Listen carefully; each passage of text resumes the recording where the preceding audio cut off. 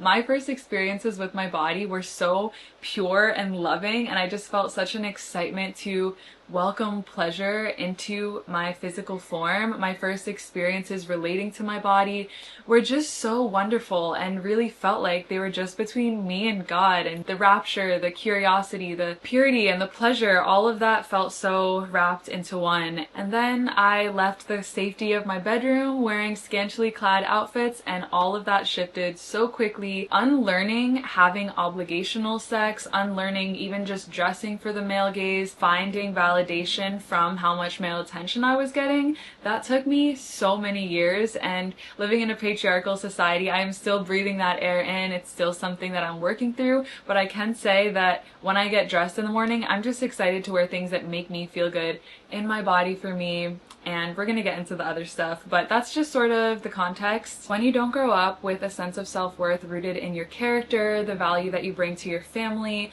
or are just unsure of your place in the world, it is so much easier to believe other people's projections of you and internalize them. It is so easy to go to unfulfilling sources for that sense of validation and love, not realizing that you can get love, respect, and togetherness from a place that has nothing to do with your body or appearance. And it took me so long to realize this. That was the only place I felt good at something. Being good in bed, being attractive, it felt like something that I was good at and made me wanted in a space which I didn't feel for a lot of my life. So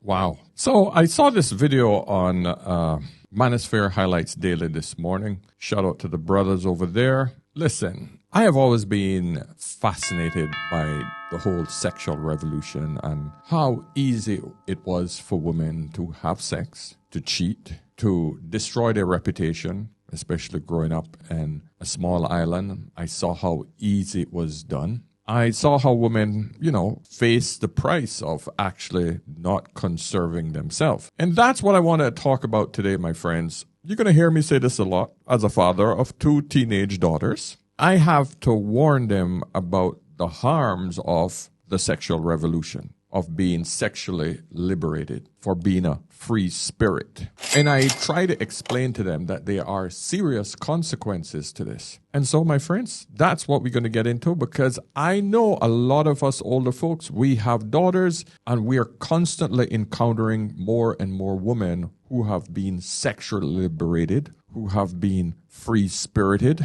and who have fallen for this idea that my body is my body and I can give it away to whoever I want and no one should judge me for it. And so that's what we're going to get into today, my friends. I did not play the first part of her video where she described herself as a SLUT, trying to be YouTube safe, even though this video is on YouTube. And this channel has over This channel has over 1.27 million subscribers.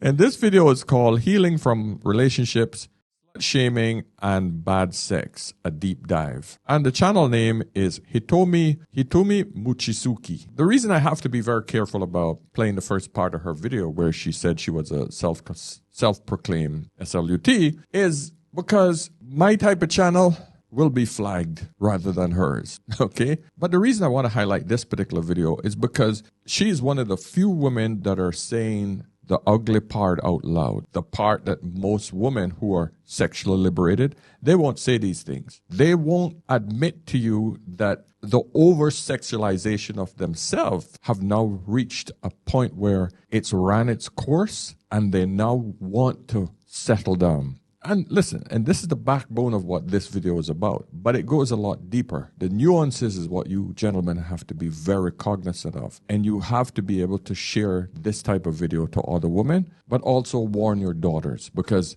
I'm going to show this to my daughters, because this will only reinforce what I've been telling them. So let's get into the video, my friends. Subscribe, like this video on the way in. Now, some of these points were covered by Manosphere Highlights Daily, but I think he missed a lot of the nuances. It's difficult to find certain nuances when you're coming from a point of an older man's history. All right. I don't know the gentleman who runs Manosphere Highlight Daily, but he's very, very knowledgeable academically. I can hear he's talking about everything from a social perspective. I've been through the trenches. I've been through many women who went through the hot girl summer and the whole phase and then my husband is boring and the girls' trips. I come from the Caribbean, my friend. Highly, highly sexual environments, okay? And it's all concentrated. So I'm coming from a point of experience. And that's the reason why I can tell you a lot of these things without a doubt, because I've lived it. So anyway, let's get into what she's saying. This is going to be a little bit longer one, but it's going to be juicy. All right? So Hitomi, let's do it, girl. Thank you so much for sharing this. I wanted to share some fun facts about myself to set the stage a little bit. When I was 12 years old, my nudes got sent around to the entire school, including to my brother, who was obviously upset and disgusted, and it still makes me cringe to this day. My middle school bullies regularly tried to fight me and were suspended for hate speech on my Facebook wall. One of my nicknames was Asian Whore, and the other one, Ho Tomi. So I was the school slut. Boys would make up stories about me that everyone would just believe. So any boy who wanted to prove that he was a man would just make up a story about me, and then everyone would be like, oh yeah, that checks out. And I was the person that no one wanted to be friends with because my reputation preceded me, and they would get defamed by association.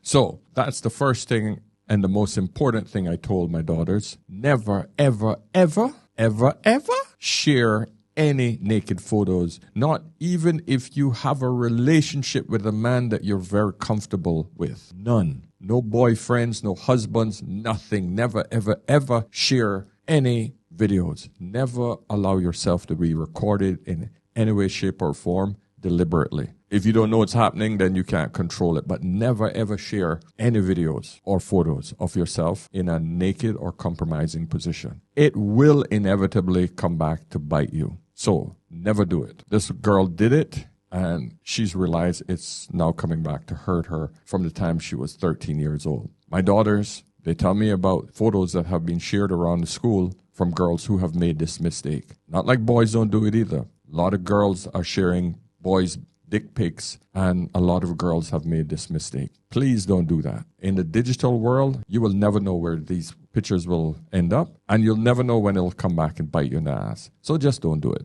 Let's talk about open relationships. I have had several relationships that were open or non-monogamous, and the reason that this relationship style really worked for me was because, well, I saw my parents have a really terrible and messy relationship, and the statistics of most marriages ending in divorce led me to feel that objectively this monogamy partner style isn't working. It causes so much trauma for children, and adults stay together when they literally loathe each other, and it prevents them from living life. So let's just be a little bit more honest.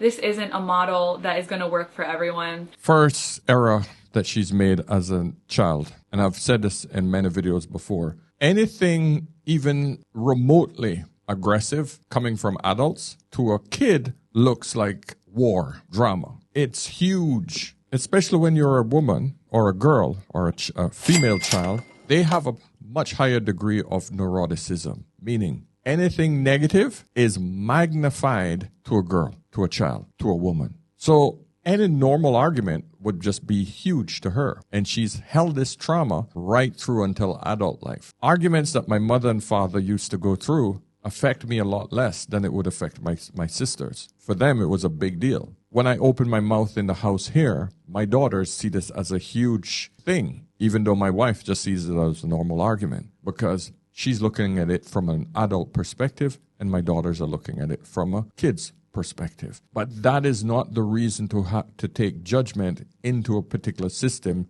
that has worked, meaning monogamy, meaning a nuclear family. But she's now using that as an excuse to justify her bad behavior. Oh, the reason I started drugs is because I saw my friends who were boring and they just weren't having any fun. So I decided to start drugs, and it was amazing. And I just watched those really, really boring people live a really boring life. So I became a drug addict. There's no difference. Let me know if I'm wrong. Women will use any excuse to justify bad behavior. I've heard this stupid argument before. But what they don't look at is the other 55% who actually go through successful marriages. And my first boyfriend in high school happened to cheat on me a lot with, I was going to use quotations, but he cheated on me by constantly sexting other people, and I would just find so many explicit photos and messages on his phone from our mutual friends and things like that. And I just remember feeling that I really didn't care that he was engaging with other people in this sexual way. I just wanted to know about it.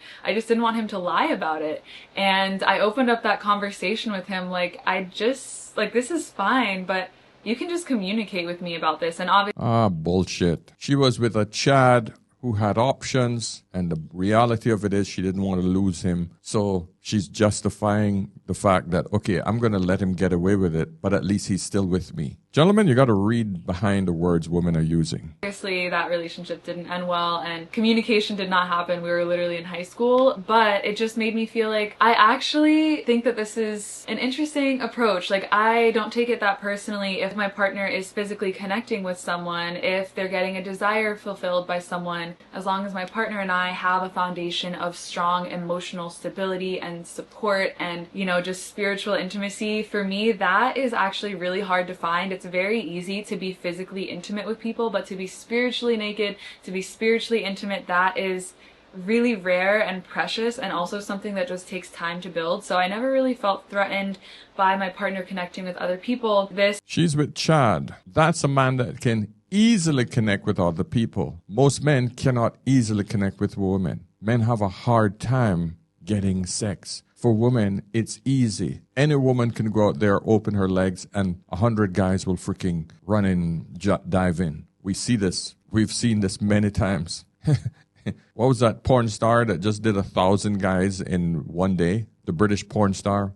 I am going to do a world record of 1,000 men in 24 hours. Imagine being 351st in line. From 1 p.m. till 1 a.m. you're going to be on your back, bent over, doing all this crazy I'm going to do stuff. different positions. Bonnie is known for sleeping with, quote, barely legal men and filming the content for OnlyFans. You have a very specific niche, don't you? Yeah, barely legal, 18-year-olds. Oh, and husbands too. Husbands and sons, together. Have you slept with a father and son at the same time? Yes, yeah. I think that's brilliant. Take me from both ends. Do you think it's okay that men cheat on their wives with you? 100%. Because women are lazy.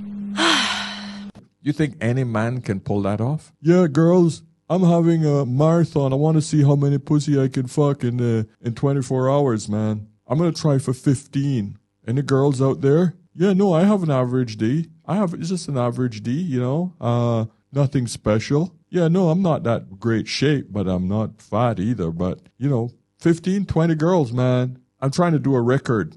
How many freaking women you think gonna show up with an average guy, average body? He will get 200-300 pounders showing up. Big ass whales. Women that no man want to even look at. They will show up. But I can tell you, good looking average woman, nah, they're not showing up. Because they could easily pull any guy that they want. Tell me I'm wrong. Other people. This was something that I experimented with in my next relationship, and I feel like this can be a triggering topic for some people because I hear a lot of women being in relationships with men where they're the ones who want to be open. They want to be intimate with other women but don't want their female partners to be intimate with men, and that's where it can get really weird and turn into a dynamic that's just really toxic and unhealthy. There are toxic versions of monogamy. Here we go again. Women really think they could be just like men. They really think that they are just like men. It blows my mind. It blows my freaking mind. And women don't realize that they're actually demeaning themselves when they try to put themselves in a position like men. And when I say demeaning themselves, if a woman has to be desired by the man and the man doesn't like the behavior that she's conducting, that's demeaning. If it was the opposite, where the man was doing something that woman didn't like and he did it anyway, but yet no woman found him desirable, he would have to take responsibility for that as well. But women think, oh, well, just because men can do it, I can do it. And we get blamed because we trying it as well and you guys are judging us. It's the dumbest shit I've ever heard. Whew. And non-monogamy. And people always want to give non-monogamy a bad rep because it feels like people just wanting to be loose and not commit and not be devotional, but it actually takes extra work, extra communication, extra time spent validating your partner and having equal amounts of intimacy with them, or more, ideally more, than they are with other people. And to me, that shows a lot of devotion and a lot of commitment, and obviously it's not for everyone, but you can make your own sort of guidelines within your relationship and what feels good.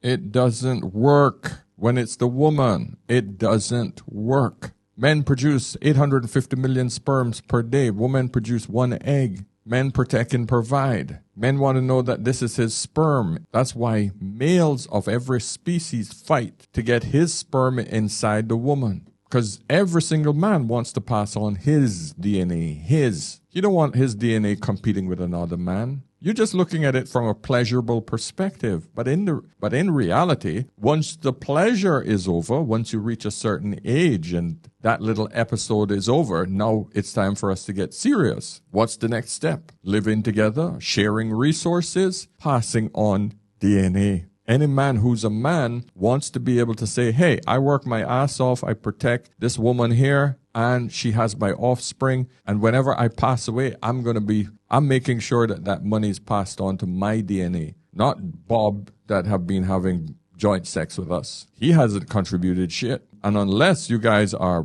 all bisexual, he ain't getting any dick, he ain't getting any pleasure from Bob. What is he getting from Bob? Whereas the other way around, you're taking care of these 2 women. You're protecting and providing 2 women. Men make more money than women. Women are in a nurturing role. They take care of the home and kids. And this is the reason why it has worked for thousands of years. The more resources that man accumulates, the more he can take care of those women. That's why it only works one way. For most of mine, I suppose they were hierarchical, where my partner and I were always each other's main partners, but when we were traveling, it was okay if we connected with someone. We just didn't get that deeply intimate to the point where we were in a whole relationship with someone else. That is more polygamy. We were just open, and it was fun when we were long distance to sort of entertain other people and have really sweet, loving connections where everyone was on board with what was happening. Communication happened before. Sometimes it would happen a few days after. I was okay with that, and that is just me, and it's not something I'm making up because I was trying to act like the cool girl. Like, no, I actually loved hearing about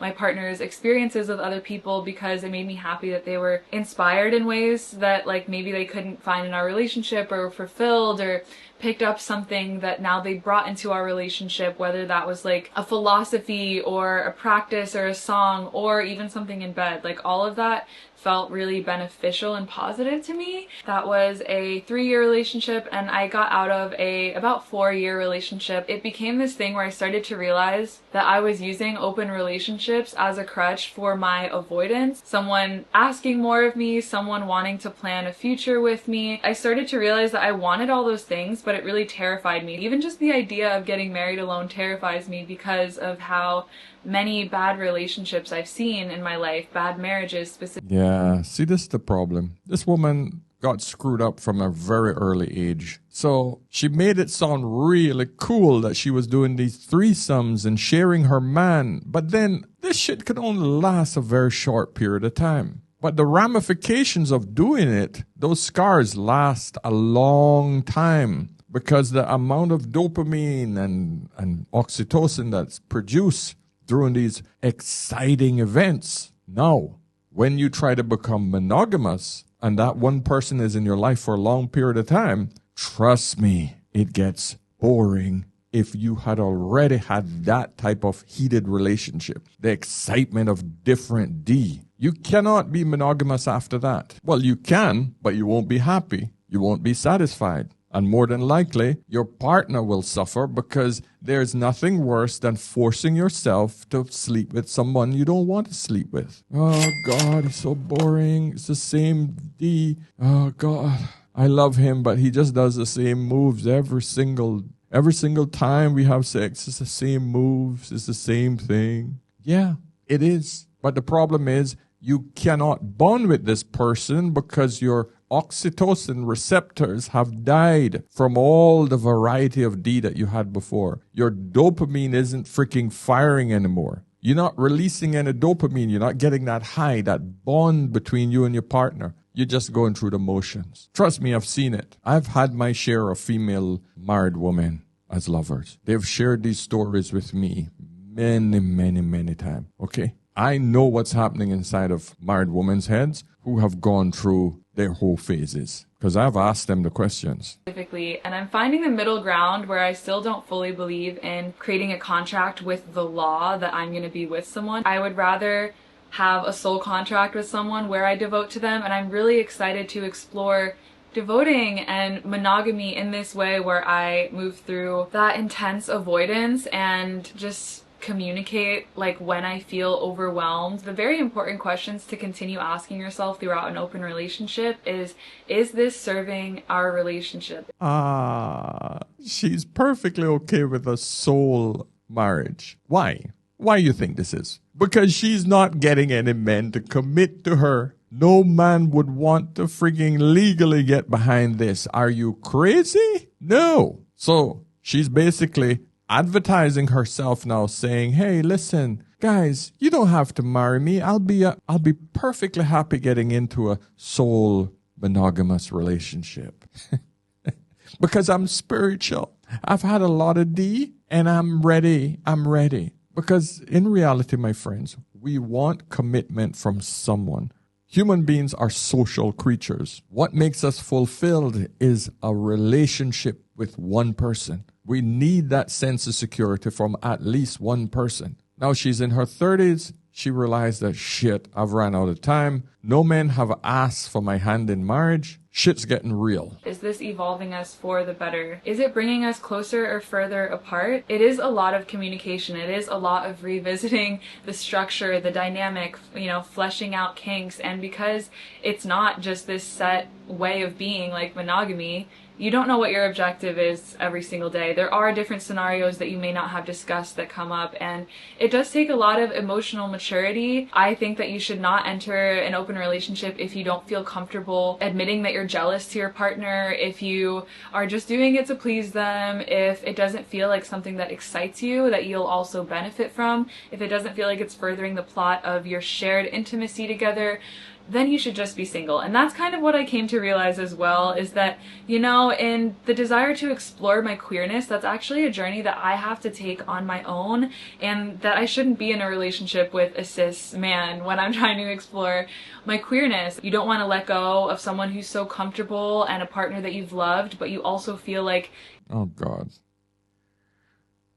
Add that into the equation. I also am a queer. I like women. And whatever other, and because she used the term cis man, the hell, man, that basically means it could be a woman who's a man, who's a man, who's a woman, who's a dog. I don't know.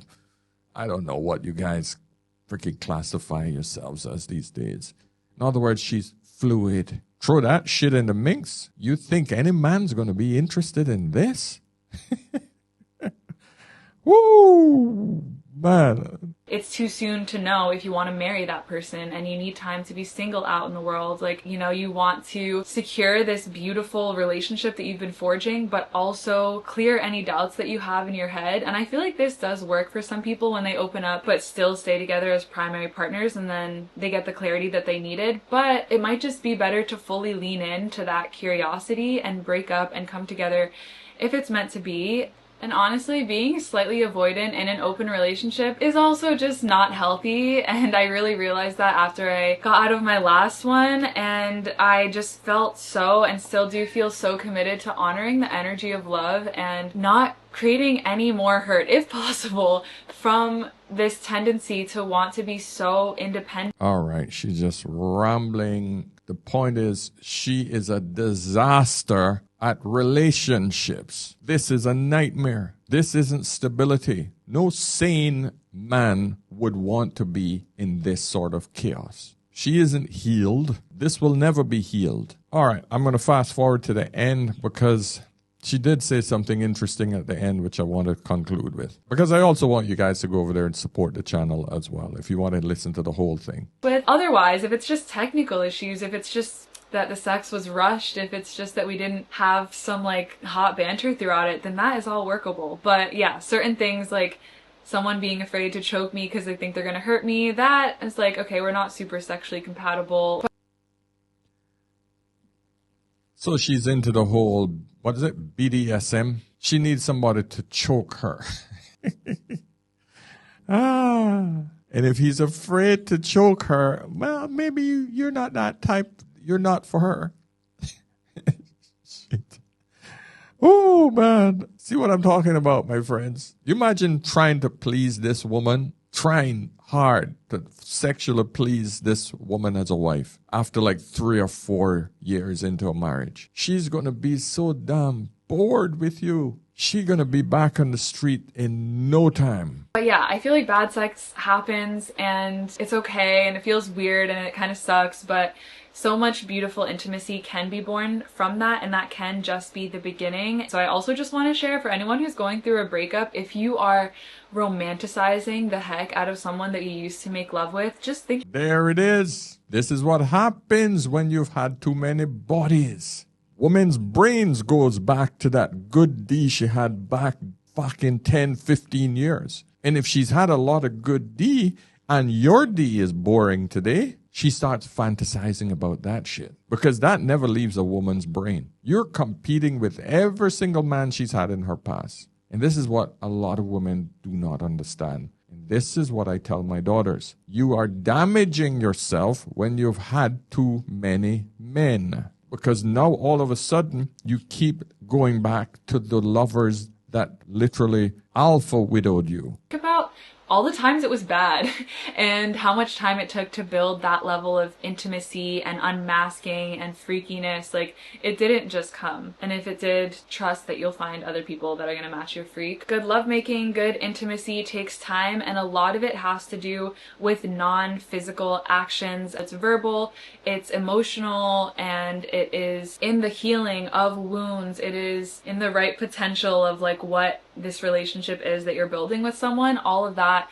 is a context for good lovemaking, and I'm excited to explore that right now in my life without the physical aspect. So I guess I just wanted to make this video as sort of a checkpoint of... So one of the things that I skipped over that you missed is the fact that she's now decided that she's going to become physically celibate. She's just going to have relationships where she's just going to emotionally connect, but she's not going to physically connect. What does that mean? She's ran her course. Physically, the punani's burnt out. There's nothing else she can do now to bring her that level of excitement. Second part of it is now she needs to convince you, because she's now parked the punani, that you are going to get something beautiful and fresh and different, because she's celibate, but she wants to connect with you on a mental level. So you're going to go and you're going to spend your money and you're going to wine and dine her and you're going to take her out and you're going to do all of these beautiful things with her. But you ain't getting any punani. No,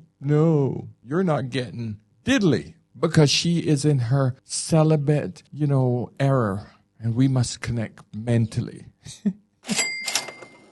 And you know what? There's going to be some poor fool that's going to jump on that bandwagon. He will. She got 1.27 million subscribers. Trust me. There's about 5,000-6,000 of those men out there watching her that will say, yeah, I'll take that deal. Because, she's repented. It's no different than women who said, oh, I've now found Christ. I've now found Islam. I've now found Jesus. I was a hoe. Yes, I was a hoe. I was a slut. But now I'm celibate. There's no different. And then some sucker gonna come and wipe up the mess. Pookie never had to pay shit. He got that free. Even 2 guys at the same time choked the hell out of her, beat her, just ripped that apart. But you just gonna come in and you're gonna pay to please her and you're gonna be nice to her and you ain't getting shit. Where I'm at on the continuum of knowing my body, understanding my sexual drive and where I'm moving from in the world, and also to say that Love is an energy to be respected, and people's hearts are so delicate. We have the opportunity to be positive forces in the world, all through healing ourselves and reparenting ourselves and taking time to integrate lessons and not move from chaotic places. And I just really encourage that. I'm really inspired by that right now.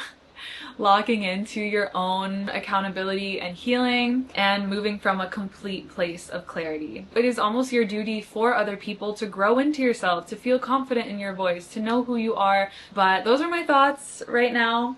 If you have any recent ponderings, things that you're learning about celibacy, non-monogamy, I would love to know. I would love to read through the comments and just see where you're at. Where's your checkpoint? Thank you so much for having this moment of presence with me, and I hope to see you in a video soon.